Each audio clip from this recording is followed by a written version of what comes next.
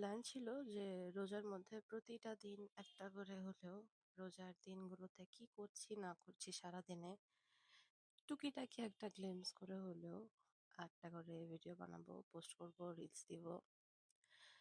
কিন্তু যে ভাবনা সেই কাজ তো আর সবসময় হয় না। 3 দিন ধরে ঠান্ডা আর কাশিতে ভুগতেছি। ব্যাকগ্রাউন্ডে সিম্বা গান গাচ্ছে।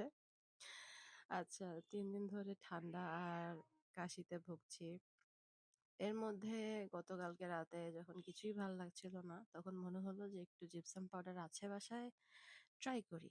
অনেকদিন ধরে তো কিনে রেখেছি শখ করে, যে সবাই দেখি ভিডিও বানায়, মেক করে, নিজে একটু ট্রাই করি। কারণ হাতে কিছু করাটা, বানানোটা আমার কাছে স্যাটিসফাইং। কারণ পরে যে শেষমেশে যে আউটলুকটা, ফিনিশিংটা আসে, যে নিজে বানিয়েছি, সেই জিনিসটার একটা সন্তুষ্টি আলাদা। যেহেতু প্রথমবার ট্রাই করা, তো অবশ্যই ভুল ত্রুটি থাকবে, একটু মিস আপ থাকবে, ফিনিশিং ভালো হবে না, বাট তারপরেও আলহামদুলিল্লাহ ফিনিশিংটা যথেষ্ট ভালো হয়েছে। আই গেস এটা মোল্ডের জন্যই।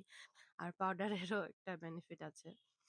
নিচের পোর্শনটা আমি বুঝিনি যে এতটা মানে ওদিকটা খেয়াল রাখতে হবে, just একটা পাশ একটু ভালো হয়েছে।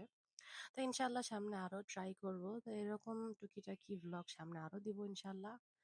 আশা করি সবাই ভালো থাকবেন, সুস্থ থাকবেন।